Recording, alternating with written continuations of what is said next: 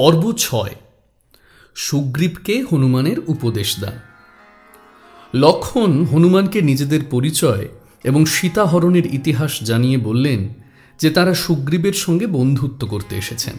তা শুনে হনুমান ভিক্ষু রূপ ত্যাগ করে আসল রূপ ধারণ করলেন এবং রাম ও লক্ষণকে সুগ্রীবের কাছে নিয়ে গেলেন।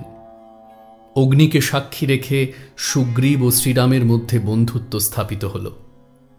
রাবণ যখন আকাশপথ দিয়ে সীতাকে হরণ করে নিয়ে যাচ্ছিলেন, তখন ঋষ্যমুখ পর্বতে সুগ্রীব হনুমান প্রমুখকে দেখে সীতা তাঁর উত্তরীয় ও অলঙ্কার ফেলে দিয়েছিলেন।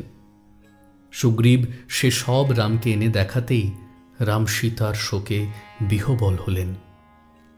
সুগ্রীব রামকে প্রতিশ্রুতি দিলেন যে রাম যদি বালিকে বধ করে সুগ্রীবকে তাঁর রাজ্য ফিরিয়ে দেন, তাহলে সুগ্রীব জানকীকে খুঁজতে রামকে যথাসাধ্য সাহায্য করবেন।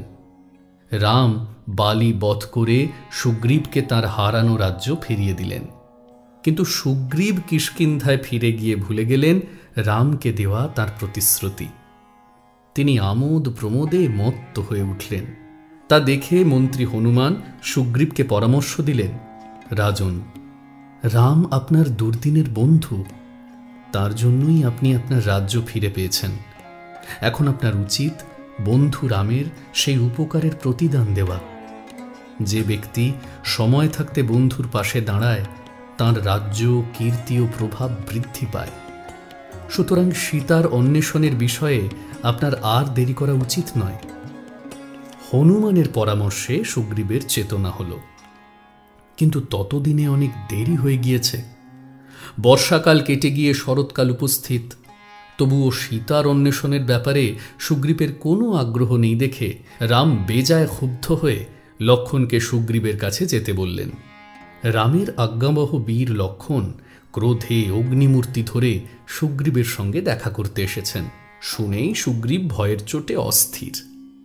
তখন হনুমান তাকে পরামর্শ দিলেন, আপনি রামের কাছে অপরাধী। এখন তাঁর তিরস্কার আপনাকে তো সহ্য করতেই হবে। আপনি শীঘ্র লক্ষণের কাছে যান এবং তাকে প্রসন্ন করুন।